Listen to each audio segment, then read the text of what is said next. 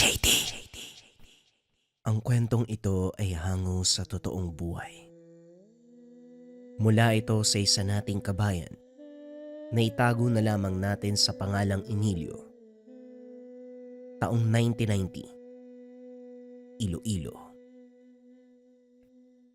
May mga nagsasabi, kapag nagpaparamdam sa pamamagitan ng San Telmo ang yumao, ibig sabihin, may hindi pa natapos na tungkulin. Naniniwala si Emilio sa kasabihang ito dahil ang yumaong tiyuhin, marami pang naiwang trabaho. Ang problema, walang sasalo dahil sa pamilya nila, ito lang ang nasa ganitong larangan. Gabi-gabi nagpapakita ang San Telmo, bola ng apoy na pabalik-balik sa harapan ng tahanan. Tatalbog-talbog lang sa loob ng ilang sandali at saka biglang maglalaho. Hindi maiwasang mapatanong ni Emilio kung bakit siya lang ang bukod tanging nakakakita. May kasama naman siya sa bahay, ang tiyuhing si Mang Ramon, pati na rin si Lola Meda. May mga pagkakataon na nasa bakuran pa sila. Tatawagin ng binata ang mga kasama sabay turo. Kaso nga lang parang namimili ng taong papakitaan ng elemento, bagay na patuloy niya na hinahanapan ng kasagutan. Nagtanong-tanong sa mga kakilala, kaso wala ni isa ang nakaalam. Minsan, tinatakot pa na baka siya talaga ang pakay. Binalaan na wag lumabas o lumapit dito dahil siguradong matutusta. Kamot ulo na lamang si Emilio sa walang kwentang sagot. Gayunpaman, sa pag-uusisa nakahanap pa rin ng kasagutan. Isa lang ang ibig sabihin niyan, iho. Ikaw ang napili ng tiyuhin mo na humalili sa kanya. Ang naudlot na tungkulin ay sa'yo'y pinasa. Kung hindi ko pa naisipang pumunta rito, hindi ko malalaman na sumakabilang buhay na pala si Eduardo. Wika ni Mang Pilo. Isa sa mga kaibigan ng yumaong tiyuhin, swerteng napadpad sa lugar dahil hinahanap ito. Sandali lang ho . Sinasabi niyo bang nagpaparamdam ang San Telmo para talaga sa akin? Kaya ba hindi nakikita ng ibang tao? Paanong ako yung hahalili sa naudlot na tungkulin? Wala naman akong alam dyan. Normal na matakot o kabahan. Kilala ko si Eduardo. Hindi siya magpapasa ng tungkulin sa taong hindi niya nakikitaan ng kakayahan. Pagtiwala ka lang. Nga pala ngayong gabi, kapag magpapakita uli sa iyong San Telmo, lumabas ka sa lubungin mo. Hindi ka naman matutusta dyan . Antayin mo dahil may ibibigay yan sa iyo. Isang bagay na magsisilbi mong gabay. Hindi makapaniwala si Emilio. Naghahanap lang naman sana ng sagot. Pero siya na itong susunod sa yapak ng yumao. Kinagabihan nag-abang si Emilio sa muling pagpaparamdam ng San Telmo. Hindi nagtagal. Tanaw niya na ang nag-aapoy na elemento. Tumatalbog-talbog. Pabalik-balik sa bakuran. Payapa naman ang gabi. Tulog ang mga kasama kung kaya't lumabas para sundin ang sinabi ni Mang Pilo. Nanginig ang buong katawan ng binata nang mukaan nitong makarap. Hindi nakagalaw sa kinakatayuan ng dahan-dahang lumapit ang elemento. Napatigil ang hininga. Pero nagulat nang unti-unting gumaan ang pakiramdam. Bolang apoy ang umaaligid, pero hindi ito nagdulot ng anumang init. Banayad, payapa, matiwasay ang hatid. Inilahad niya ang kamay nang huminto sa harapan. Sumiklab ang apoy na parabang sumabog. Kasabay ng pagkawala ay ang paglitaw ng nagbabagang bato, kunot noong tinitigan. Ito nga ba yung sinasabi ni Mang Pilo na ibibigay ng San Telmo? Ano ba yan? Bato? Baga? Nagbabagang bato? Ano ba talaga to? Tinignan ni Emilio ang paligid pero hindi na mahagilap ang elemento. Pumasok na rin ang tahanan at sa silid pinagmasdan ng bato. Sa paglipas ng oras, Unti-unting nawala ang baga. Naging mapulang bato na lamang. Hindi kalakihan. Kasya lang kapag kinuyom ang palad. Walang maisip kung ano ang paggagamitan kung kaya itinago na muna. Kinabukasan, sumalubong ang masamang balita. Ang chewing si Mang Ramon ay nagkasala sa engkanto. Mahilig kasi itong mamutol ng kawayan para gawing upuan. Ang paa ay namamaga na parabang sinampal dahil may bakas ng kamay. Kaso nga lang, hindi normal ang laki. Mas malaki pala ang kamay ng engkanto kaysa tao, ano? Ang haba ng daliri, pero sobrang payat naman. Wika ni Lola Meda. Nahihiwagaan pa sa bumakas na kamay. Ito talagang si nanay. Nagdurusa na nga yung tao, yan pa yung pupunahin. Maghahanap po ba kayo ng albularyo para tumingin sa akin? Hindi na ako makakapagtrabaho nito eh. Wala na tayong makakain. Wika ni Mang Ramon. Ayos ah. Ikaw tong padalos-dalos sa gubat na nagre-resulta ng pagiging mangmang. Tapos ako'y mapeperwisyo para maghanap ng manggagamot. Aba, tadyak ang kita eh. Alangan naman, hayaan niyo ako sa ganitong kondisyon. Nay, anak niyo ko. Kaya responsibilidad mo ko. Huwag mo nga akong gamitan ng salitang anak mo ako, responsibilidad.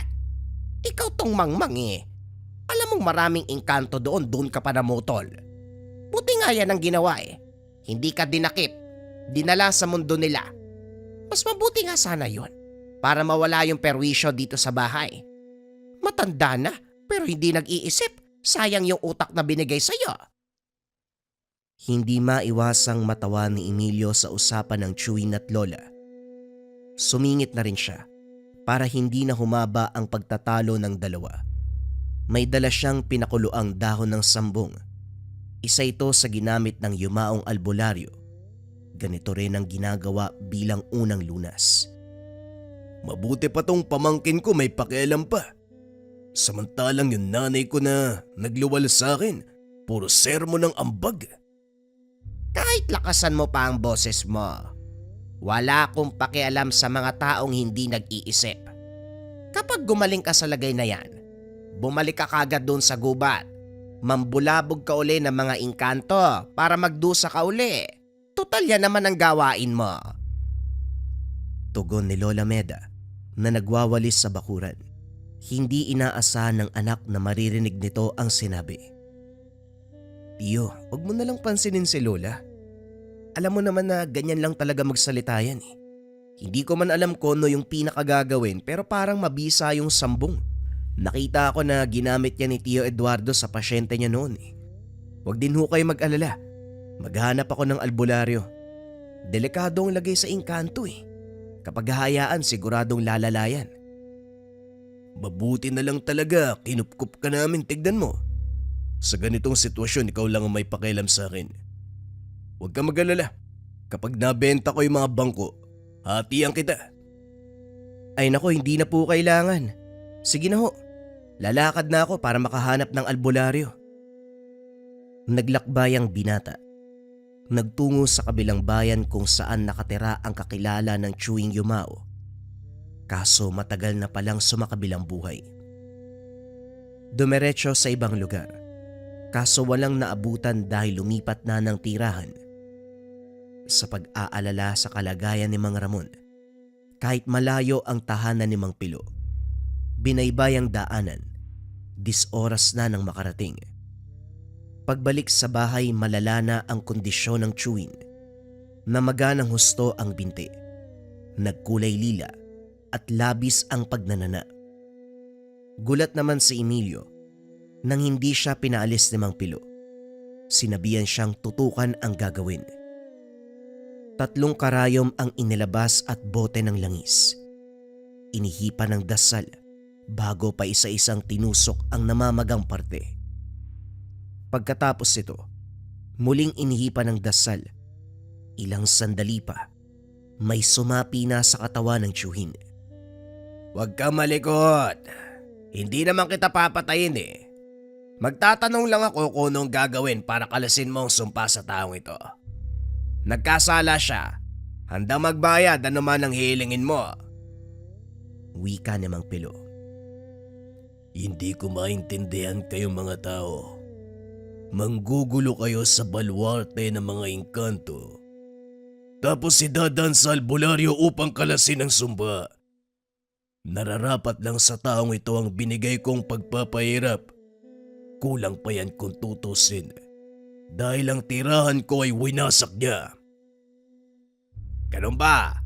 Hindi na ba talaga natin magagawa ng paraan? Hindi. Dahil nararapat parusahan ang nagkasala. Hinugot ni Mang Pilo ang isa sa mga nakatusok na karayom. Sumigaw ang boses. Nagpupumiglas ang katawan ng sinapiang si Mang Ramon. Nakiusap ito na wag saktan. Kaya nga nagtatanong ako kung ano ang gagawin para mapatawad ang taong to. Bastos ka kung sumagot kaya pinatikim kita. Oo na, tatanggalin ko supa. Basta wag niyong kalimutan ng alay. Sasagot ka rin naman pala, pinapatagal mo pa yung sitwasyon. O siya, gagawin namin yon.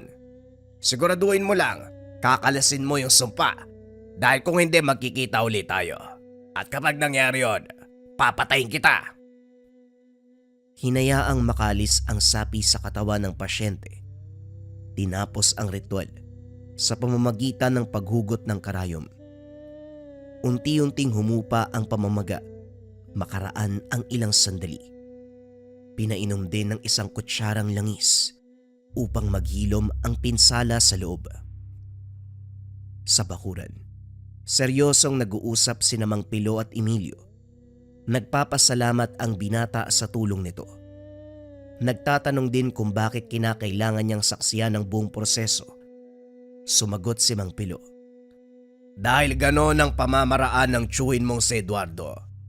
Kinakailangan mong matutunan ang bagay na yon dahil sa susunod na merong mga ngailangan, ikaw ang sasaklolo.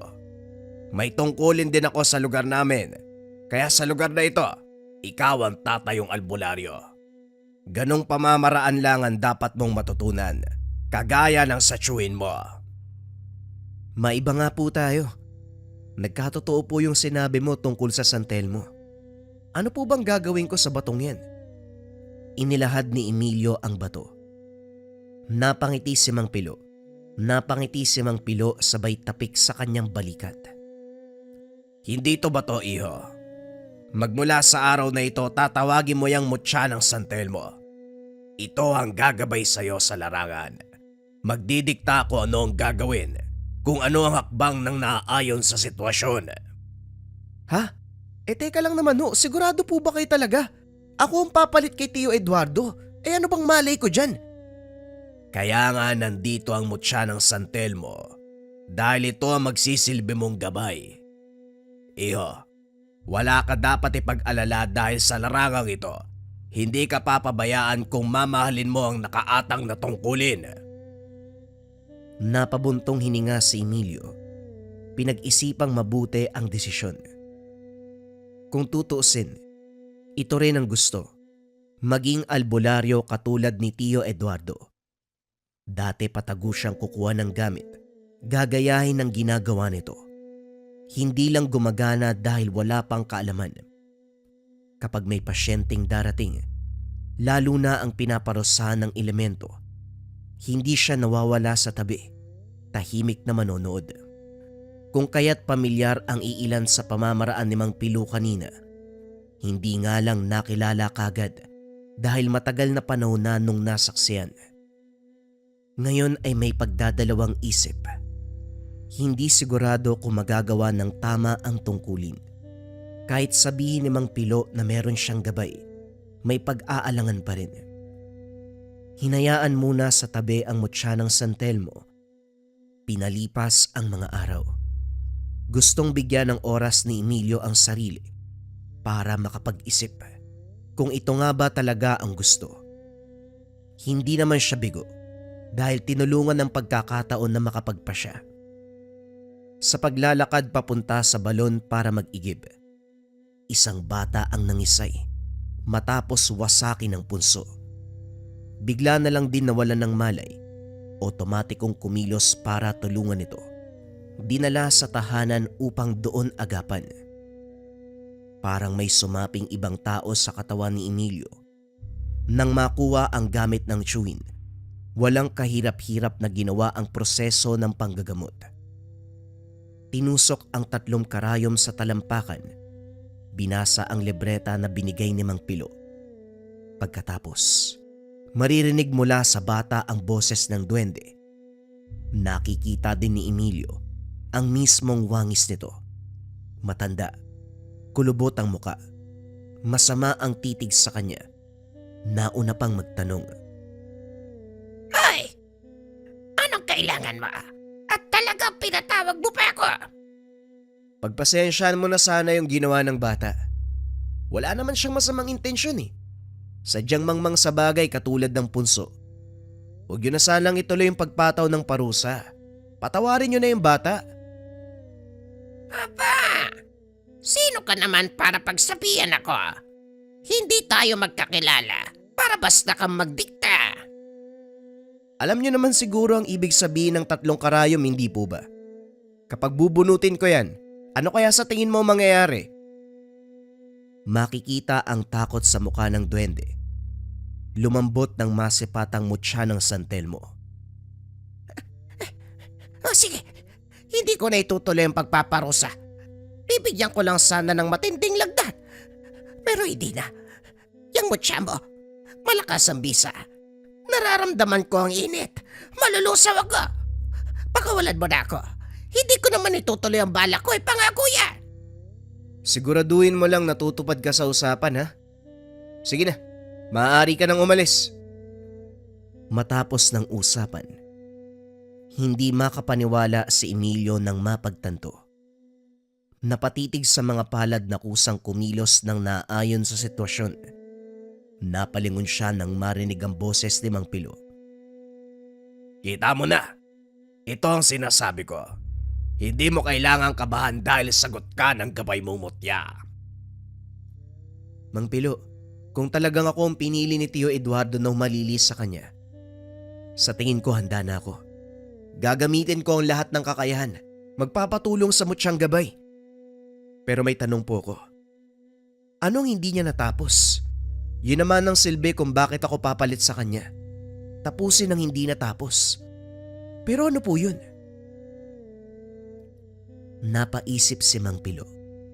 Wala ring ideya kung ano nga ba ang naudlot sa gawain ng yumao. Sinamahan na lamang ang binata sa pagtuklas. Hiwalay ang tahanan ng yumaong albularyo. Hindi rin nangengialam si Mang Ramon at Lola Meda kung kaya't walang sagabal.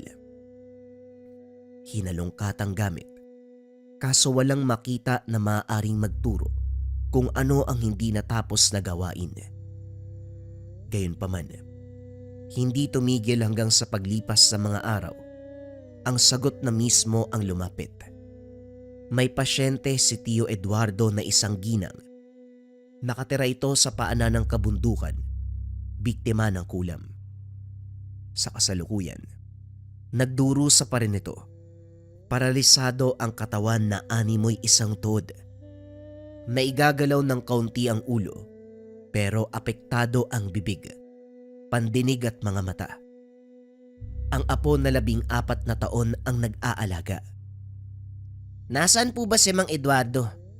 Siya po yung albularyo na tumitingin kay Lola Pasing. Sabi niya babalik siya pero hanggang ngayon nag-aantay pa rin kami. Palala ng palala yung kalagayan ni Lola. Wika ng apo na si Inot. Ikinalulungkot kong ibalita. Sumakabilang buhay na si Eduardo. Pero hindi ito nangangahulugan na wala ng pag-asa ang lola mo. Kasama ko ang apo ni Eduardo, ang manggagamot na hahalili sa naudlot na gamutan. Ibigay mo sa kanya ng buwang tiwala mo. Gagaling ang lola mo. Tinitigan ni Emilio ang binata. Kaso mababakas sa mukha nito na duda siya sa kakayahan. Dahil dito, pinakitaan ng gilas. Inilatag ang mga gamit. Sinuri ang katawan ng pasyente. Habang dinadama ang kondisyon, Nakahawak ang kabilang kamay sa mutya ng San Telmo. Naramdaman ni Emilio ang enerhiya ng mutya na lumatay sa kanya patungo sa katawan ng ginang. Ito pa lamang ang ginawa, pero unti-unti nang nakikitaan ng pagbabago. Naibuka ang bibig, kagad dumingi ng tubig. Tuwang-tuwa naman ang apo dahil sa loob ng mahabang panahon, narinig na ang boses ng matanda. Sa nangyari, buong tiwala ang binigay. Salitan ang pagsusuring ginawa. Nakiusap si Emilio na tignan din ni Mang Pilo ang kondisyon para maiambing sa kanya. Sa kabutihang palad, angkop sa isa't isa ang pagsusuri. Umusad sa kasunod na akbang. Sa pagkakataong ito ginamit ang 3 karayom. Si Mang Pilo mismo ang nagmungkahi na wag nang idaan sa ritual kung saan kakausapin ang espiritual na kamalayan ng mangkukulam. Diretso na upang mapadali. Inaalala ang kalagayan ng pasyente. Sa sandaling itutusok na ang karayom sa balat, nagulantang ang lahat sa pagsulpot ng grupo ng mga uwak. Naglalabas-masok sa bahay. Iniiputan pa sila. Ang ipinagtataka ng 3, sila lang ang sinasalakay. Hindi ginagalaw ang nakaratay na pasyente. Sumilip si Inot sa labas. Sumigaw nang makita ang taong tinatawag na amo. Si Mang Pilo ang humabol dito. Inusisa naman ni Emilio ang binata. Sino si amo? Anong kinalaman niya sa nangyayari? Siya po yung mangkukulam. Ang totoo, anak siya sa pagkadalaga ni Lola Pasing. Hindi ko alam kung bakit niya ginagawa to. Nung una, pumasok yan dito para saktan pa si Lola eh. Ngayon kulam na ang binibigay niya. Sa tuwing sisimulan ni Mang Eduardo ang gamutan, palagi siya nagpapakawala ng uwak, kagaya na lang na nangyari ngayon. Sinilip ni Emilio ang labas, kaso hindi na mahagilap ang tinatawag na amo. Inantay muna si Mang Pilo para malaman kung ano ang opinyon. Kaso nga lang, bumalik ito ng sugatan, nagtamo ng saksak sa balikat. Aniya hindi madaling kalaban si amo. Hindi lang magaling sa orasyon, mahusay din sa pisikal na laban. Nakontra ang sumpang binitawan sa hangin, pero ang pananaksak ay hindi.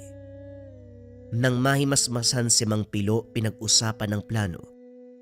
Sa kalagitnaan sumingit si Lola Pasing. Matagal na pala nitong alam na kinulam siya ng anak.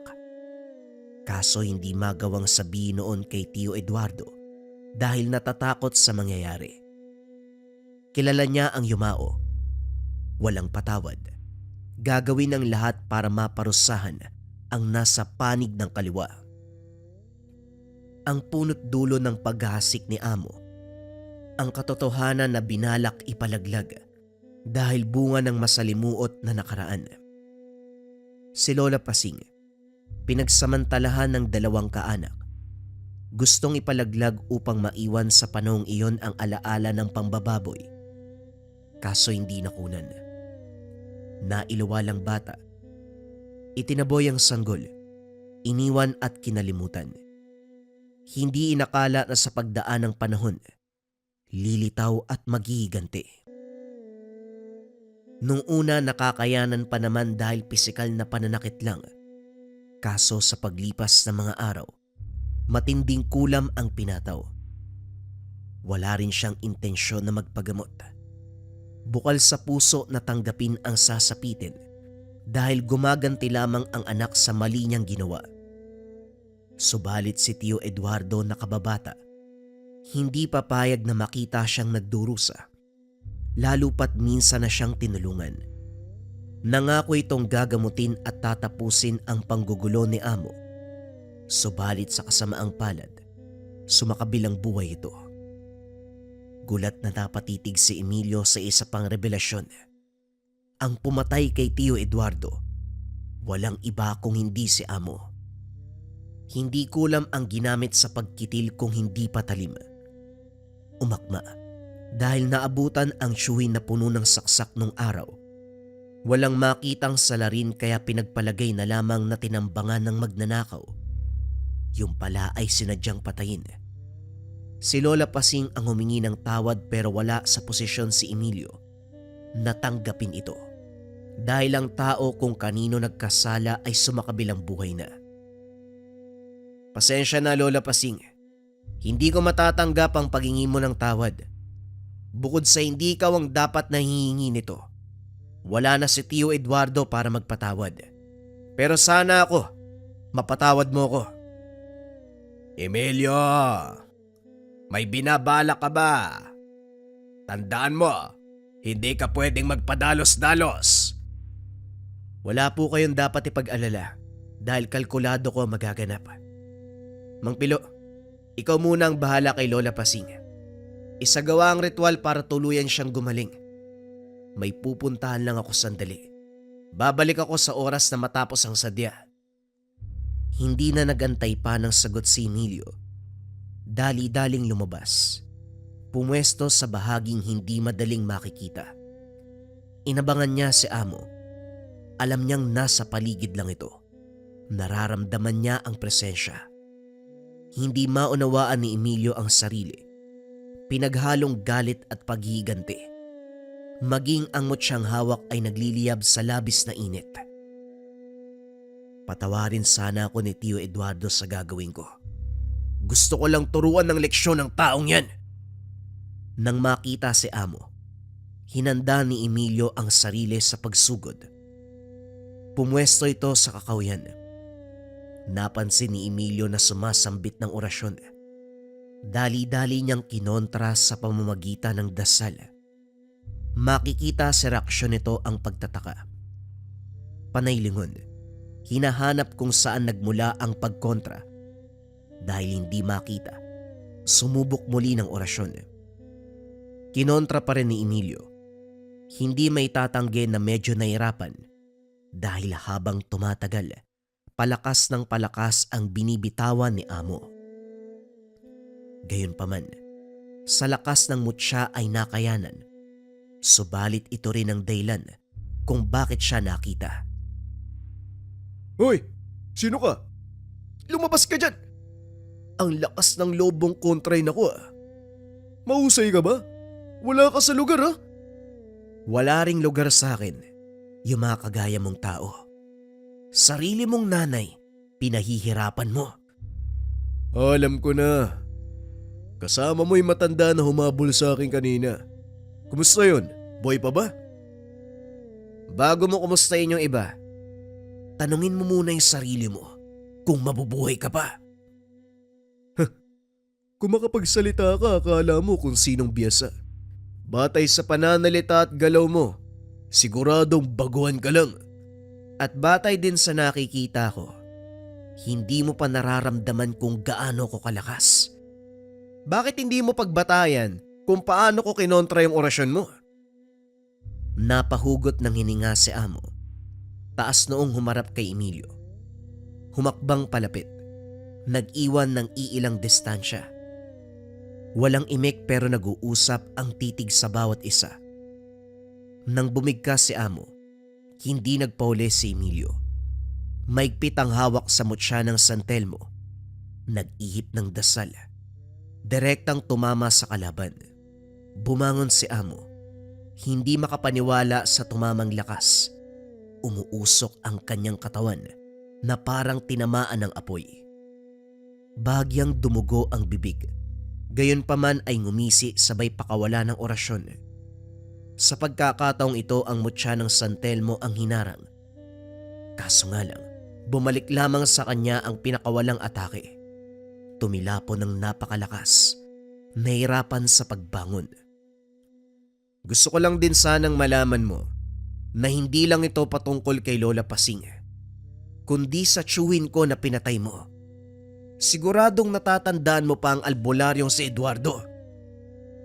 Nag-angat ng tingin si Amo. Nang maalala ay bigla itong humalakhak. Napatigil lang mapaubo ng dugo. Kung kaanak mo yung lintik na albularyo na yun. Nahirapan ako dahil sa nalagay niyang pananggalang ah. Mabuti na lang, Napatay ko kasi kung hindi... Hindi na pinatapos ni Emilio. Pinaulan na ng suntok. Makikita ang pagliwanag ng kamay ni Emilio na para bang nagbabagang apoy. Bawat dapo ng suntok, matindi ang iniiwan na epekto. Unti-unting nalulusaw ang espiritual na kakayahan ng kalaban. Makikita rin ang bawat usok sa pagtama ng kamao. Hindi naglaon bumulagta na lamang ito. Bubugbugin pa sana ng todo para maramdaman ang pagiganti. Kaso nga lang natigilan siya ng tawagin ni Mang Pilo. Naroon din si Lola Pasing. Dinala sa tahanan ang katawan ni Amo. Tahimik silang nakaupo sa sulok habang nagluluksa si Lola Pasing. Sa lala ng pinsalang tinamo, nalagutan ng hininga. Inantay ni Emilio kung kailan siya susumbatan ng matanda. Kaso sa halip na yon ang mangyari, nagpasalamat pa ito. Hindi dahil gustong mawala ang anak, kundi dahil malalagay na sa payapang lugar at tuluyang matutuldukan ang kasamaan. Lola Pasing, kung ano't ano man ang nangyari, gusto kong humingi ng pasensya. Tumango lamang si Lola Pasing. Walang salita na maririnig mula sa kanya. Hindi dahil nagpipigil, kundi buong pusong tanggap ang kaganapan. Pagdating ng tahanan, nagpa siya si Emilio kung ano ang gagawin. Tinapos niya ang naudlot na gawain, pero may nagsasabi sa kanya na ipagpatuloy ang pagtulong sa iba. Sumang-ayon naman si Mang Pilo. Para sa kanya, mas mainam na may sumunod sa yapak ni Tio Eduardo. Sa gabay ni Mang Pilo, tuluyang ginampanan ng binata ang pagiging albularyo. Naging madali dahil pinagaan ng mutya ang lahat ng gawain. Suportado naman siya ni Mang Ramon at Lola Melda. Sila ang katuwang sa mga araw na marami ang dumadayo. Sa awa ng Diyos, masusuri ang lahat sa mismong araw kahit gaano karami. Paminsan-minsan, bumibisita si Mang Pilo para kumustahin ang ganap sa buhay ng binata. Sa parte ni Emilio, hindi siya makapaniwala sa takbo ng pangyayari. Nagsimula sa simpleng pagtatanong kung ano ang kahulugan ng pagpapakita ng San Telmo, pero umabot na sa puntong ito. Hindi rin nagsisisi sa pagtanggap ng kapalaran. Hindi lang nabigyan ng hustisya ang pagkamatay ni Tio Eduardo. Nakatulong pa siya sa kapwa sa pamamagitan ng pagkontra ng parusa na tinamo sa iba't ibang elemento at nilalang, maging sa kapwa-tao. Kaya naman buong puso niyang tinanggap, buong puso niyang isinabuhay ang pamana sa kanya, ang San Telmo ng yumaong albularyo. Bagong istorya pa rin ang kasunod mga kabayan. Ito ay tungkol sa lantawan ng kapre. Simulan na ang kwento. Ang kwentong ito ay hango sa totoong buhay. Mula ito sa isa nating kabayan na itago na lamang natin sa pangalang Josefina. Walang eksaktong taon. Las Piñas. Sa liblib na lugar, may mga bahay na hindi basta tirahan lamang. May mga bahay na sa unang tingin ay ordinaryo. May matibay na dingding, malinis na pintura at bakod na maganda. Ngunit kung lalapitan mo ng masinsinan, mararamdaman mo may malamig na simoy ng hangin na dumadaloy mula sa loob, na para bang may humihinga sa mismong pader. May mga matang nakasilip sa bawat siwang. May mga yapak na hindi mo maririnig, ngunit siguradong naroon. Sa mga bahay na ito, minsan may mga nakatirang hindi lang ang mga taong nakikita ng ating mga mata, kundi pati na rin ang mga nilalang na matagal nang nananahan sa lupa bago pa man ito tayuan ng konkreto at bubong. Mga alaala ng nakaraan, mga sumpa ng kasaysayan, at mga nilalang na kailanman ay hindi umalis. Isa sa mga ito ang tinitirhan ni Josefina, isang simpleng babae mula sa Negros. Isang babae na walang ibang hangad, kundi magpatayo ng sarili niyang tahanan.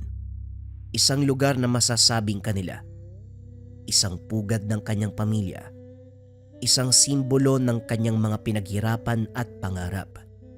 Kaso nga lang ang hindi niya alam. Ang pangarap na ito ang mismong magdadala sa kanya at sa kanyang pamilya sa isang bangungot na kailanman ay hindi makakalimutan. Si Josefina ay 30 taong gulang, ikalawa sa 6 na magkakapatid. Lumaki siya sa baryo ng Negros na napapalibutan ng mga tubuhan. Ang kanilang ama ay magsasaka at araw-araw nakabilad sa init ng araw.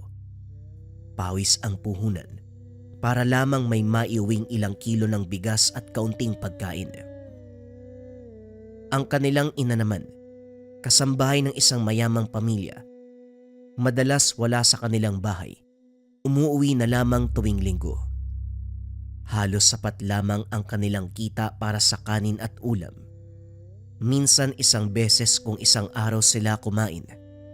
At sa bawat gabing nakaiga sa kanilang papag, pinagmamasdan ni Josefina ang butas-butas na bubong. Darating ang araw, hindi na natin kailangan mangutang para makakain. Magkakaroon ng sariling bahay, yung malaki. May sariling kwarto ang bawat isa. Hindi habang buhay ganito tayo. Wika ni Josefina sa isipan. Maaga siyang natutong mangarap nang higit pa sa nakikita niya sa paligid. Kung ang iba ay kontento na sa buhay sa kanilang baryo, siya ay tila tinatawag ng mas malaking mundo. Kaya sa edad na 20 naglakas loob siyang pumunta sa Maynila. Wala siyang sapat na pera at wala ring tiyak na trabaho. Hindi niya rin alam kung ano ang madadatnan niya sa lungsod ng Maynila. Ang tanging pinanghuhugutan niya lang ng lakas, ang kanyang pangarap para sa sarili, lalong-lalo na sa kanyang pamilya. Siya lamang ang nagkaroon ng lakas ng loob sa magkakapatid na sumugal sa syudad. Sa Maynila, hindi naging madali ang buhay para kay Josefina. Malayo siya sa pamilya at madalas mag-isa lamang. Nagtrabaho siya sa iba't ibang lugar. Minsan bilang tendera, minsan bilang tagalinis, hanggang sa nakapasok siya sa isang paaralan na pinamamahalaan ng mga madre. Dito niya nakilala si Ate Meng, isang negosyante na may kasosyong incheck. Nakalaunan pinakilala siya ni Ate Meng kay Lisa, ang kasosyo nitong incheck na may iba't ibang negosyo sa Pilipinas. Si Lisa ay mabuting tao, bukas palad at hindi madamot. Sa tuwing kumikita siya, ibinabahagi niya ito sa kanyang mga trabahante. Dahil dito pinasok ni Lisa si Josefina sa isa sa kanyang mga negosyo. Ang sahod ay hindi lang doble, triple pa kumpara sa noon. May mga pagkakataon na binibigyan pa siya ng extra. May mga bonus, regalo, minsan may mga ayuda pa para sa kanyang pamilya. Unti-unti nagkaroon ng sapat na ipon si Josefina. Nakapagpaaral siya ng mga kapatid.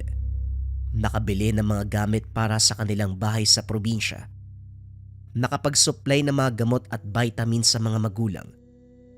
At higit sa lahat, nagsimulang tuparin ang matagal niya ng pangarap, ang pagkakaroon ng sariling bahay. Matagal niyang pinangarap ang isang malaking bahay at nang dumating ang pagkakataon, naganap siya sa Las Piñas. Ito ang napili niyang lugar dahil malapit lamang ito sa kanyang pinagtatrabahuhan. Ilang araw at buwan din ang paghahanap niya ng bahay. Hanggang si Josefina may nakitang tahanan sa loob ng isang subdivision sa nasabing lugar. Malaki ang bakuran nito na pwedeng gawing parking lot. May malawak ding sala. Nasa 3 palapag ang bahay. Saktong-sakto para sa isang pamilyang galing sa probinsya na nangangarap ng magandang kinabukasan. Ngunit may isang bagay ang hindi gaanong pinansin. Ang isang malaking puno ng balete na nakatindig sa gilid ng bahay. Ang punong iyon ay napakalaki. May makapal na mga ugat na tila gumagapang pababa sa lupa. Sa tuwing ito ay lalapitan, tila may malamig na hangin na bumabalot dito. Ngunit dala ng pananabik, hindi na ito inisip ni Josefina. Dito na titira yung buong pamilya ko. Sa wakas, may bahay na kaming maitatawag na sa amin. Hindi na kailangan makituloy sa ibang kamag-anak. Lahat ng hirap, lahat ng sakripisyo sulit na sulit. Pangarap ko to mula pa pagkabata eh, at ngayon natupad din. Wika ni Josefina. Aba, ang ganda nga, Inday Josefina. Malawak at presko ha. Siguradong matutuwa ang mga kapatid mo pagdating nila. Wika ni Yolanda. Ngunit sa likod ng kasiyahan, hindi nila alam na merong matang nakamasid mula sa mga kakaibang nilalang. Mga matang matagal nang nag-aabang ng bagong titira. Makalipas ang ilang araw, isa-isang lumuwas mula sa Negros ang kanyang pamilya upang manirahan sa bagong bahay. Sa umpisa ay puno ng kasiyahan, ngunit ilang buwan lamang ang nakalipas, nagsimulang magbago ang lahat. Ang halakhak na dati umaalingaw-ngaw sa bawat sulok ng bahay, unti-unting napalitan ng katahimikan. Ang mga ngiti sa labi ng magkakapatid, napalitan ng pag-aalala.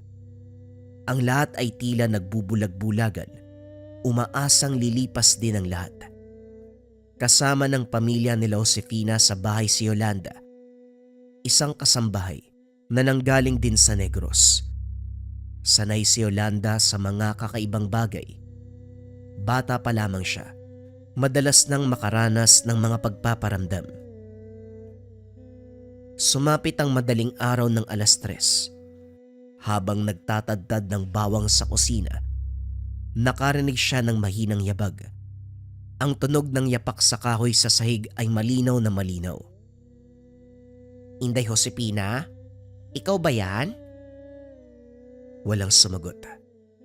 Sa paglingon niya, nakita ang puno ng balete mula sa bintana.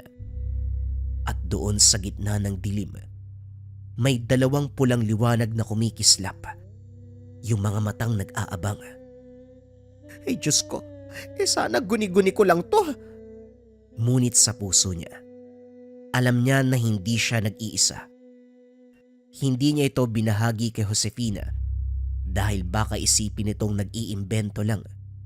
Ayaw niyang madagdagan ang iniisip ng amo na abala nga sa trabaho at pagpapanatili ng maayos na buhay para sa pamilya. Kaya sa tuwing may mararamdaman siyang kakaiba, mga yapak sa sahig o kaya naman malamig na hangin mula sa kusina, tinatago niya na lamang ito sa sarili. Isang gabi, si Josefina mismo ang nakaranas ng kababalaghan. Mahimbing siyang natutulog nang bigla siyang magising dahil may mabigat na nakadagan sa kanyang dibdib. Hirap siyang huminga, hindi maigalaw ang katawan. Sa gilid ng kanyang paningin may hugis taong nakatayo sa dulo ng kanyang mata. Malaki ang anino, mahaba ang buhok at nakatitig sa kanya. Hindi siya makasigaw at sa labas ng bintana, nakita niya ang pulang liwanag na nagmumula sa puno ng balete. Ano bang nangyayari sa akin? Bakit hindi ko magalaw yung katawan ko? Nang makawala siya, dali-daling nagdasal. Pinikit niya ang mga mata. Sabay bulong ng mga dasal na paulit-ulit niyang inuusal mula pagkabata. Kaso nga lang sa kabila ng panalangin, ramdam niya na parang may malamig na hanging dumaan sa kanyang batok. Parang may huminga sa mismong likuran. Isang gabi, ang bunsong kapatid ni Josefina na si Martin, 16 years old na galing sa banyo, madilim ang pasilyo. Habang naglalakad siya pabalik ng kwarto, napansin niyang bumukas ang ilaw. Manong? Tatay? pagsilip niya, malinaw niyang nakita ang lalaki na unti-unting naglaho. Naiwan lamang ang amoy ng tabako at ang malamig na simoy ng hangin. Manang! Kinabukasan, habang kumakain ng lahat sa pagkainan, napag-usapan nila ang mga nangyari. Martin, sigurado ko ba sa nakita mo kagabi? Manang, totoo yun. Yung malaking mata na nakaupo sa sala parang usok. Parang yung mata niya kulay pula. Sobrang laki, halos umabot sa kisame. Wika ni Martin. Hindi lang si Martin ang nakakita. Ako din ilang beses na. Sa puno ng balete, kulay pula nagliliwanag. Napakabigat ng presensya tuwing 3:00. Wika ni Yolanda. Baka naman pagod lang kayo. O baka guni-guni nyo. Huwag yun ang palakihin. Hindi guni-guni, Josepina. May nakatira sa punong yan at hindi basta multo. Kapre ang nakita ko. Sigurado ako. Natahimik ang lahat. Magmula noon, mas madalas nang nagpapakita ang kapre. Tuwing gabi sa ilalim ng balete, may mga usok na lumalabas. May pulang liwanag. Ang minsan pa, maririnig ang malalim na tinig na parang humahagikik. Minsan din ay mararamdaman nilang parang may nakatayo sa labas ng bintana. Kahit nakasara ang kurtina, may anino silang nakikita na masyadong malaki para maging tao. Dahil sa sunod-sunod na mga kaganapan, nagpasya si Josefina. Ibenta na lamang ang bahay at magsimula muli ng panibago. Bagamat labis itong mabigat at masakit para sa kanya, pakiramdam niya, ito lamang ang tamang hakbang mula pa sa simula. Isang araw, dumating ang potensyal na buyer para sana bilhin ang bahay. Maganda ang bahay Malaki espasyo. Maganda sana. Ngunit habang nag-iikot sila, natahimik ang buyer. Josepina. Pasensya na. Hindi ko na itutuloy. Pasensya na talaga. Kagad siyang umalis nang hindi nagpapaliwanag. Kinagabihan kinausap ni Josepina ang buyer sa telepono. Habang nasa sala ako, may nakita akong anino sa hagdan. Isang giganting nilalang nakatingin sa akin. Hindi ko kinaya. Pagsapit ng gabi, habang natutulog si Josefina, muli niyang naramdaman ang bigat sa dibdib. Hindi siya makagalaw at sa gilid ng kanyang tenga, may boses na malalim. Umalis kayo. Umalis kayo dito. Nagising siya ng pawis na pawis. Nanginginig at halos mawala na ng boses. Kinabukasan, kinausap siya ni Yolanda. Inday, Josepina, kailangan nating gumawa ng paraan. Hindi ka maniniwala. Pero may mga nilalang na hindi basta nagpapahintulot na may tumira sa kanilang teritoryo. Lalo na ang bahay mo, tinayo malapit sa kanilang pugad. Hindi ko alam kung anong gagawin eh. Pangarap ko yung bahay na to, pero parang bangungot yung kapalit. Magmula noon, hindi na nila matatakasan ang mga pagpaparamdam, sapagkat ang bahay na yon ay hindi lang basta tinayuan ng tao. May matagal nang nakatira. Isang nilalang na hindi basta-basta mapapalis. Kapag ang isang bahay ay hindi tahimik, kagad mong mararamdaman na may mabigat na presensyang naninirahan dito. May mga kaluskos, may mga liwanag, may mga presensya na parang humahabol sa bawat paghinga mo. At sa bahay ni Josefina, ang mga pagpaparamdam ay hindi na basta simpleng kaluskos o liwanag sa dilim. Ito ay naging lantaran, nakakapanindig balahibo. Isang gabi, sabay-sabay na natutulog ang pamilya sa kani-kanilang mga kwarto nang bigla na lamang nagbukas ang lahat ng ilaw sa bahay. Nataranta ang lahat, lumabas ng mga kwarto. Manang! Manang! Sinong nagbukas ng ilaw? pagdating sa sala, paulit-ulit pa rin ang nangyayari. Sa gitna ng ingay, nakarinig sila ng malalim na boses. Umalis kayo! Umalis kayo! Natigilan ang lahat. Nagsiksikan kay Josefina. Kinabukasan hindi na kinaya ni Yolanda. Nilapitan niya si Josefina habang nag-aalmusal. Josefina, hindi na to basta pagpaparamdam. Lantara na siyang nagpapakita. Kung hindi tayo kikilos, mamamatay tayo dito eh. Anong gagawin natin? Maghahanap uli ako ng buyer. Ibenta natin uli yung bahay. Sinubukan mo na hindi ba? Pero bawat bibili tinataboy nila. Ayaw nilang may ibang nakatira dito. Hindi lang basta kapre, kundi tagabantay ng lupang kinakatayuan nyo, yung nilalang na nandito. Nang gabing yun, nagkaroon si Josefina ng bangungot. Nakita niya ang sarili, nakatayo sa harapan ng punong balete. Sa itaas, may isang higanteng nilalang na kulay pula ang mga mata. At ang usok, parang ulap na bumabalot sa katawan. Sa amin ang lugar na ito. Umalis kayo hanggat kaya pa naming magtimpi. Biglang bumagsak ang lupa. Naramdaman ni Josefina na para siyang nilulubog. Nagising siya na basang-basa ng pawis. Hingal na hingal. May pasa ang kanyang braso. Parang may humawak ng maigpit habang siya ay natutulog. Hindi lamang bangungot ang naranasan nila. Isang gabi, si Martin ay biglang sumigaw sa kanyang kwarto. Pagpasok nila Josefina, nakita nilang duguan ang kuko ng binata, parang kinalmot ng napakalaking kamay. Manang, may umawak ko sa akin. Ang laki po ng kamay. Hindi po ako makawala. Maigpit po yung hawak niya.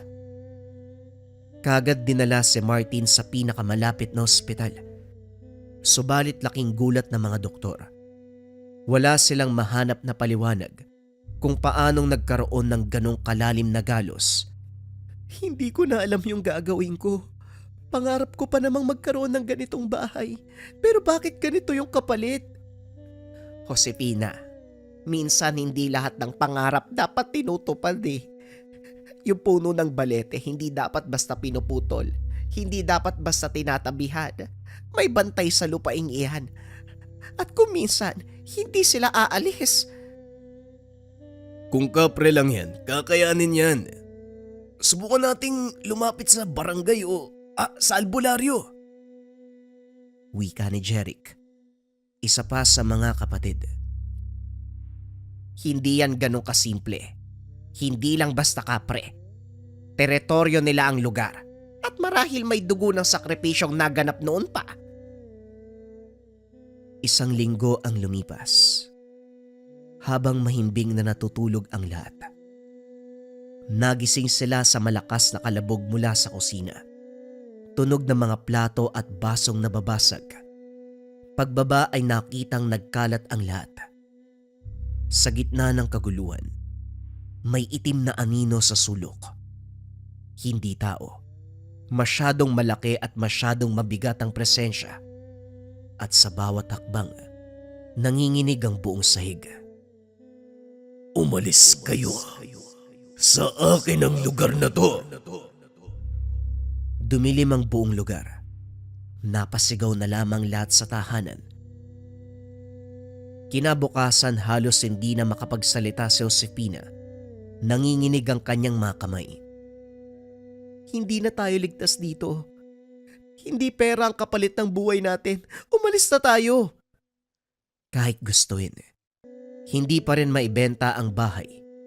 Lahat ng bumibili ay tinataboy. Lahat ng nagtatangkang pumasok ay nakakaranas ng kakaibang presensya. Kapag ang isang lupa ay minarkahan ng mga nilalang, mahirap na itong bawiin.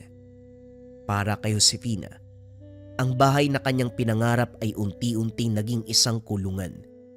At ang lupa na pinatayuan ni Josefina ng kanyang pangarap, may kasaysayan ng dugo at pagdurusa. May mga lihim na hindi kailanman lumilitaw sa liwanag ng araw. Mga lihim ng lupa, ng dugo, at ng mga bagay na pilit inilibing sa katahimikan. Dahil sa takot at labis na pagkalito, nagpa siya si Josefina na humanap ng makakatulong. Isang kapitbahay ang nagpakilala sa kanya. Isang matandang albularyo mula sa kabilang barangay. Siya si Mang Oscar. Payat, halos butot balat. Ngunit ang mga matay matalim na parabang nakakakita ng mga bagay na hindi kayang abutin ng karaniwang paningin. Pagpasok pa lang ng bahay, napangiwi na si Mang Oscar. Hindi mo na kailangan magsalita pa. Nararamdaman ko na mula pa lang sa hangin na bumabalot sa lugar. Mabigat. Marumi ang lupaing yan. Hindi basta ordinaryo. May bantay na nakakulong. Isang nilalang na matagal nang hindi makaalpas. Kaya't nananatili itong nagbabantay. Galit, pasakit ang ibibigay. Kung sino mang mangangahas na manirahan dito. Bakit po, Mang Oscar? Ano po bang meron sa lugar na to?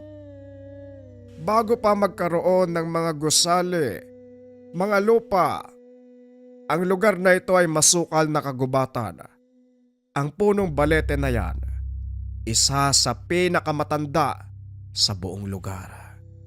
Diyan ginaganap ang mga ritual ng mga sinaunang katutubo, mga alay, mga panata, at nung panahon ng gera, may mga sundalong nagtago sa lugar.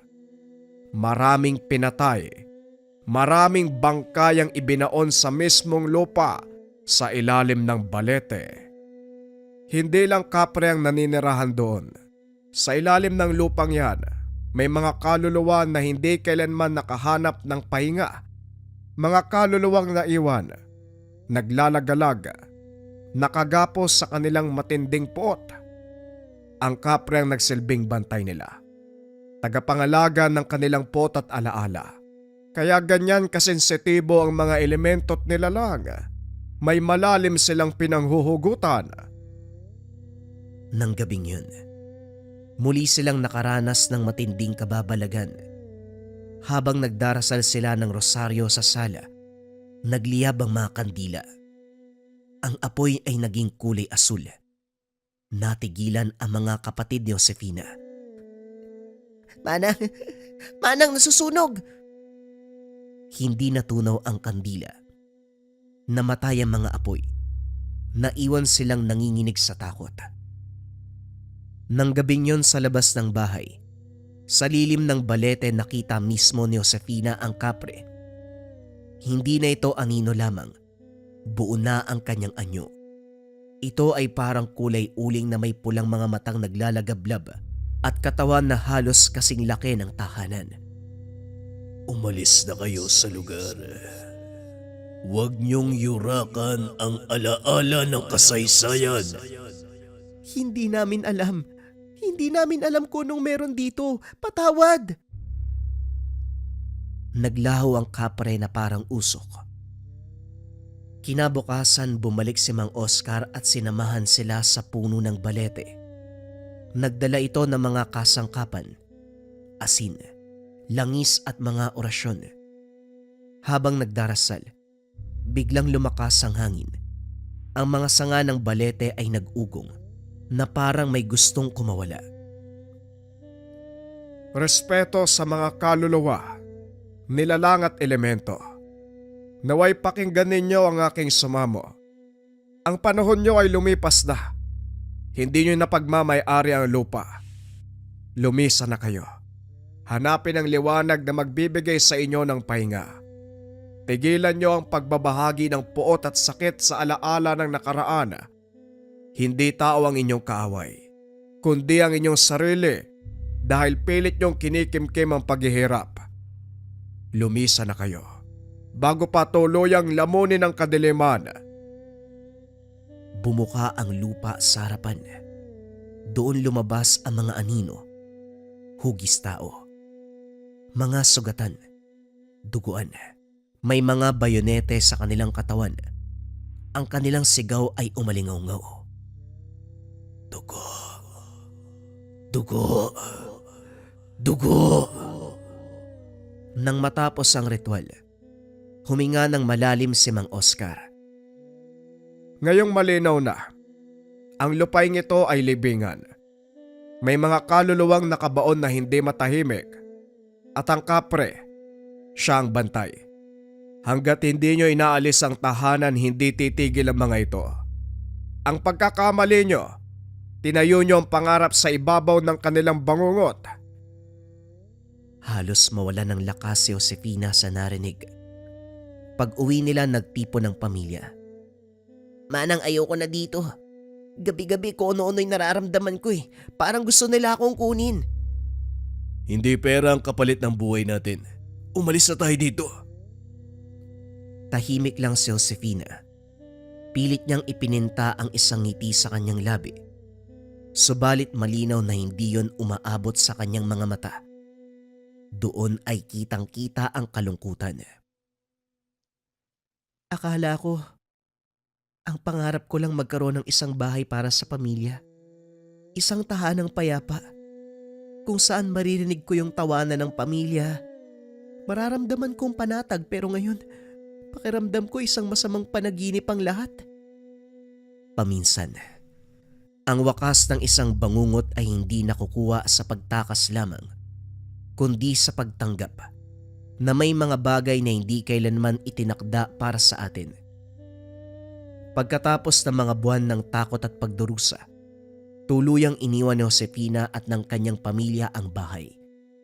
Kahit hindi ito mabenta, kahit malaki ang malugi, mas pinili nilang umalis kaysa ipagpatuloy ang buhay na puno ng kaba.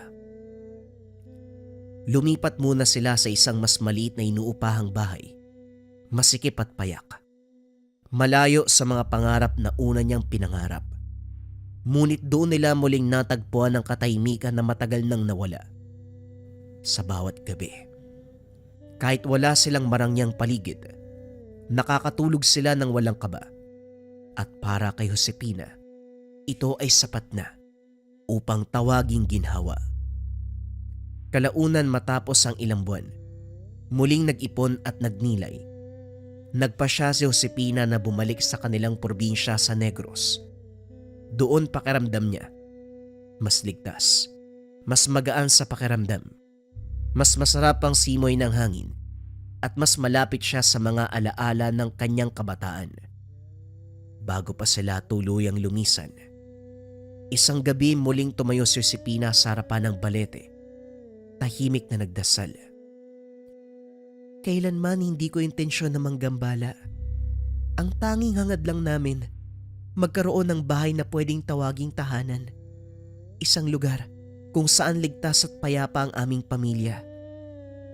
Pero ngayon, natutunan ko na hindi lahat ng bagay itinakda para sa amin. May mga lupain at kasaysayang kailangang igalang. At hindi lahat ng pangarap dapat ipilit. Nang gabing yun sa huling pagkakataon, nakita niya ang pulang liwanag mula sa puno. Ngunit kakaiba. Wala na itong dalang galit o pananakot. Sa halip wari nagpaalam na lamang. Isang huling usok ang kumalat at tuluyang nawala. Makalipas ang ilang taon, nang siya'y muling bumalik sa subdivision upang dumalaw sa isang kaibigan, muling nabuhay sa kanyang alaala ang lahat ng kaganapan. Doon nakatagpo niya ang isang matanda, isa sa mga unang residente sa lugar.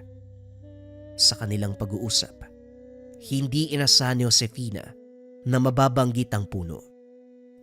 Ang matanda ay huminga ng malalim, ibinahagi ang kasaysayan ng lugar. Hindi lang kayo ang pamilyang tinaboy niyan. Bago pa kayo, 3 pamilya na ang tumira. At lahat sila bigla na lang umalis. Yung iba walang paliwanag. Yung isa, halos hindi na makausap sa takot. Pero ang pinakamatindi, isang pamilya, hindi na nakalabas ng buo. Nanindig ang balahibo ni Josefina. Doon niya naisip, Marahil sinuwerte pa sila. Dahil kahit binalot sila ng takot, nakalabas sila ng lahat ng buhay.